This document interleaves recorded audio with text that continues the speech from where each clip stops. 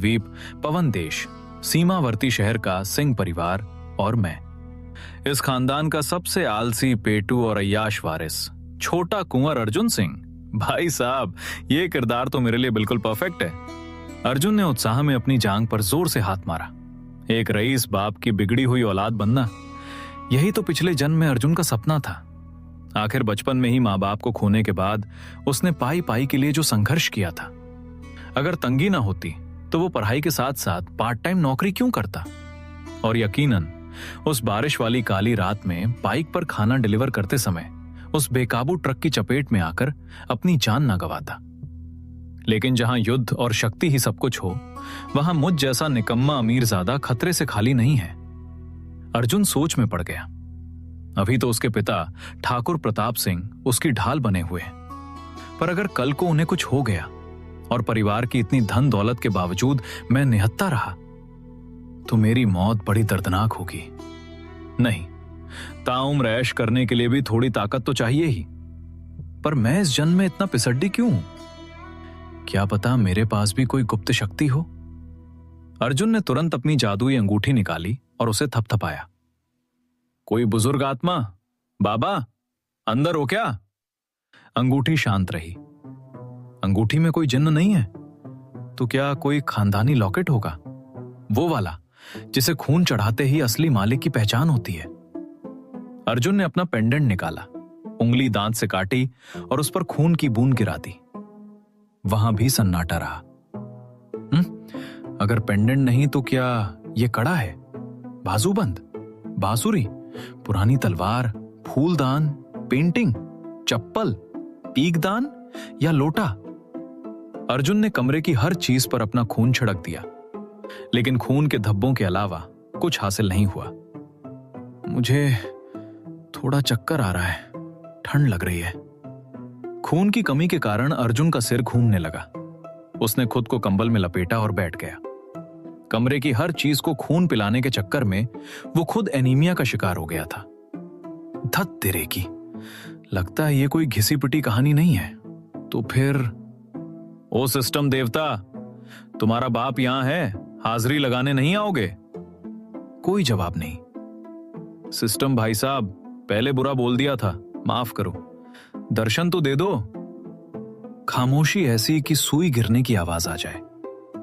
System दादा, अपने पोते से मिलने तो आओ।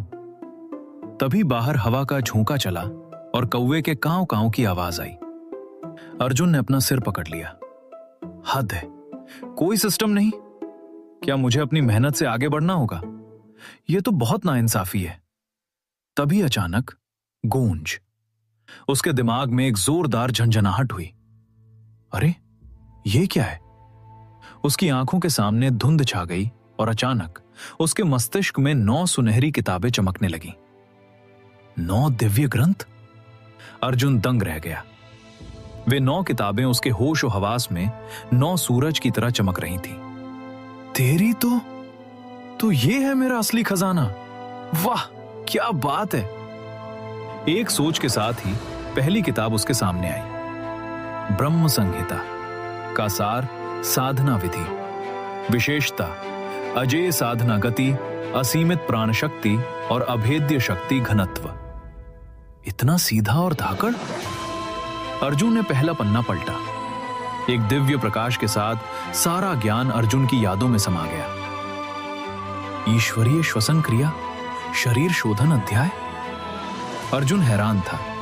भले ही उसने अभी इसे सीखा था, लेकिन उसे ऐसा महसूस हो रहा था जैसे वो इसे जन्मों से जानता हो। दूसरा पन्ना खुल क्यों नहीं रहा? उसने कोशिश की पर किताब नहीं हिली। समझ गया, जब तक पहला स्तर पार नहीं होगा अगला पन्ना नहीं खुलेगा।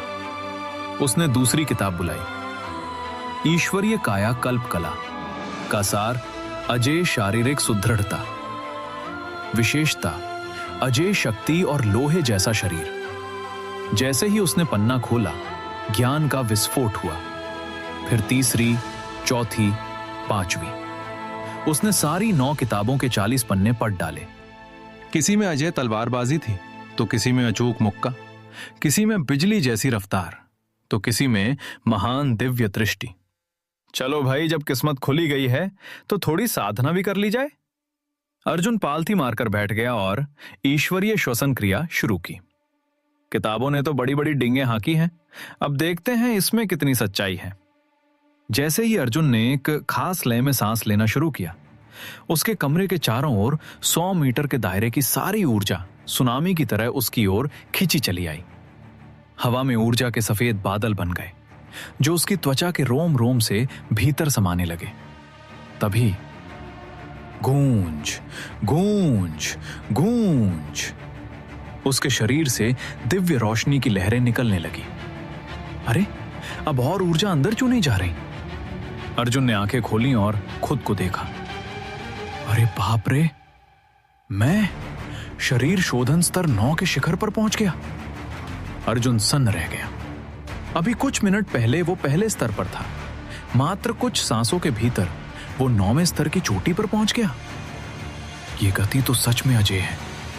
लेकिन तभी उसे बेचैनी महसूस हुई। कुछ गड़बड़ है। मेरा स्तर तो बढ़ गया पर शरीर और नसें दर्द कर रही हैं। शायद इतनी जल्दी तरक्की करने से शरीर बोझ नहीं सह पा रहा। उसे अपनी यादों से पता था कि यह स्थिति खतरनाक हो सकती है, नसें फट सकती थी। उसने तुरंत ईश्वरीय कायाकल्प कला का अभ्यास शुरू किया। इसमें कुल 24 मुद्राएं थीं।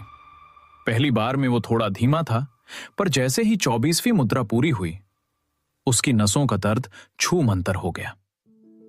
ओह, सिर्फ एक बार में ही मेरी शारीरिक ताकत 9वें स्तर के योद्धा के बराबर हो गई। अगर इसे बार बार करूं तो? अर्जुन की आंखें चमक उठी।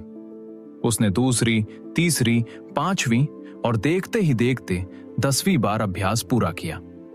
जैसे ही अंतिम मुद्रा पूरी हुई, धप, अर्जुन के शरीर से एक सुनहरी रोशनी फूटी और उसने एक सुरक्षा कवच का रूप ले लिया। हैं? शरीर की सुरक्षा के लिए स्वर्ण कवच? अर्जुन की तो बोलती ही बंद हो गई। आगे क्या अर्जुन सिंह अपनी इस नई शक्ति का प्रदर्शन अपने परिवार या किसी दुश्मन के सामने करता है? आगे इन सभी सवालों के जवाब जानने के लिए बने रहें हमारे साथ सिर्फ और सिर्फ पॉकेट एफएम पर। हेलो लिसनर्स, हमारे कहानी में एडवेंचर और एक्शन के साथ अजय ताकत का भरतपुर इस्तेमाल किया गया है। इस स्टोरी के 50 एपिसोड के बाद कहानी और भी मजेदार और रोमांचित हो जाएगी। हमारी कहानी के साथ बने रहें और हमारी कहानी अच्छी लगी तो 5 स्टार रेटिंग जरूर दें और अपन राय कमेंट में जरूर बताएं। शरीर से सुनहरी रोशनी फूटना इस बात का प्रमाण था कि शारीरिक शक्ति एक चरम स्तर पर पहुंच चुकी है। यह कोई ऐसी चीज नहीं थी जिसे शरीर शोधन स्तर का कोई सामान्य योद्धा हासिल कर सके। मुझे याद है, पवन देश के इतिहास में आखिरी बार जिसने ये स्वर्ण रक्षा कवच हासिल किया था वो महागुरु सिद्धेश्वर थे। वो इस देश के नंबर 1 योद्धा और शीर्ष 10 साधकों में से एक माने जाते थे। अर्जुन सिंह थोड़ा उलझन में था। उसने बस कुछ देर अभ्यास किया और उसकी शारीरिक शक्ति पवन देश के इतिहास के T0 पर पहुंच गई। अगर मैं और अभ्यास करूं तो? अर्जुन ने सोचा और 11वीं बार प्रयास किया। लेकिन इस बार शक्ति में कोई बढ़ोतरी महसूस नहीं हुई। साफ था कि वो अपनी वर्तमान सीमा पर पहुंच चुका था। ठीक है, अब दिव्य आकाशीय चाल की बारी। करीब आधे घंटे तक अर्जुन के शरीर की परछाई कमरे के अलग अलग कोनों में बिजली की तरह कौंधती रही। अंत में वो अपनी जगह पर वापस लौटा। समझ गया। इस तकनीक का पहला अध्याय दरअसल टेलीपोर्टेशन है, पर अफसोस दूरी सिर्फ 10 मीटर ही है। अर्जुन ने असंतोष में सिर हिलाया।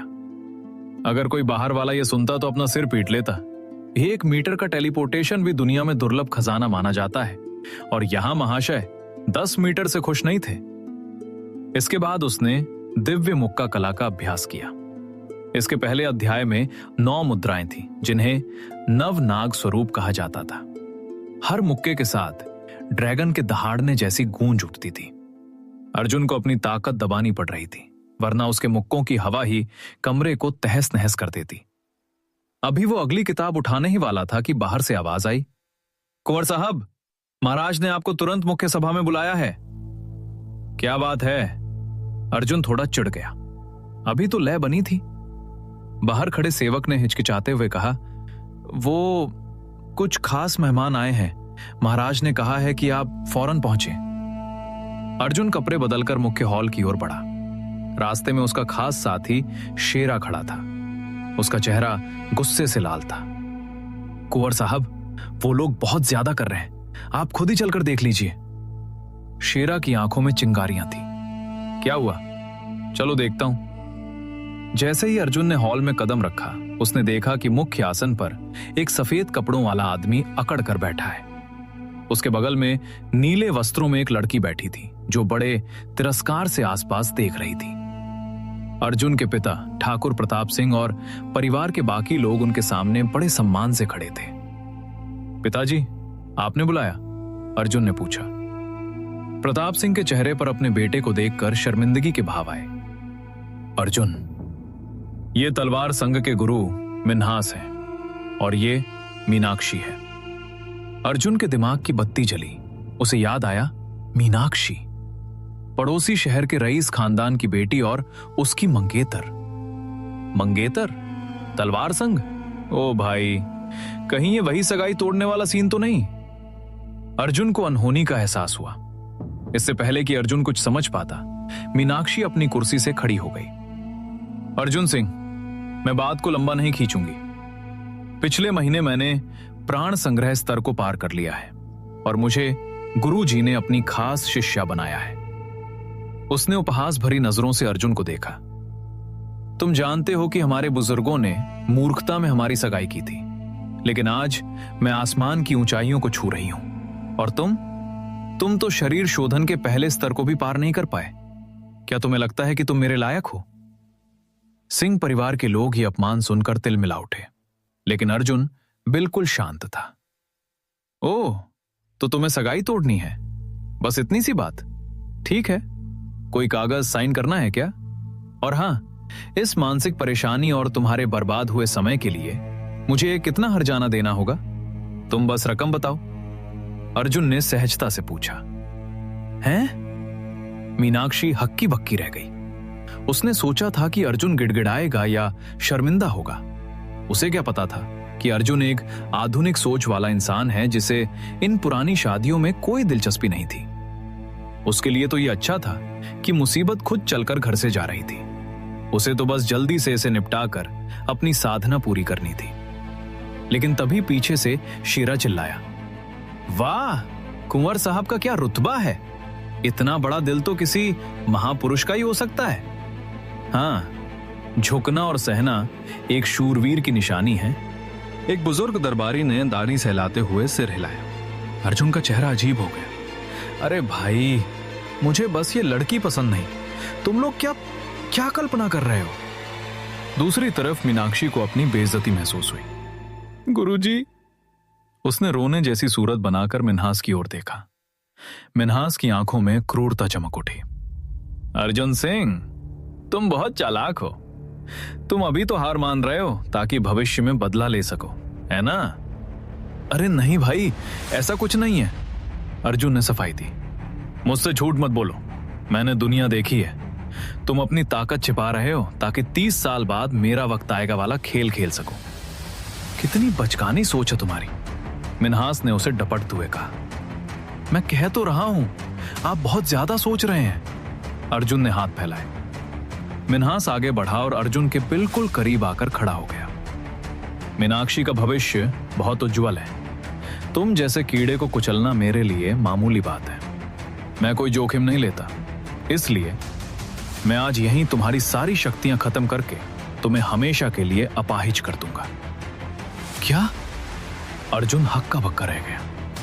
आगे क्या अर्जुन सिंह पहली बार अपनी अजय शक्ति का इस्तेमाल उस अहंकारी गुरु के खिलाफ करता है? आगे इन सभी सवालों के जवाब जानने के लिए बने रहें हमारे साथ सिर्फ और सिर्फ पॉकेट एफएम पर। ये किस तरह की स्थिति थी? अर्जुन सगाई तोड़ने के लिए तैयार था, फिर भी सामने वाला उसे अपाहिज करना चाहता था। ये बुढ़ा क्या कल्पना कर रहा है? क्या ये पागल है? मिन्हास, तुम्हारी हिम्मत कैसे हुई? ठाकुर प्रताप सिंह दहाड़े। खामोश! मिन्हास ने हाथ लहराया और ठंड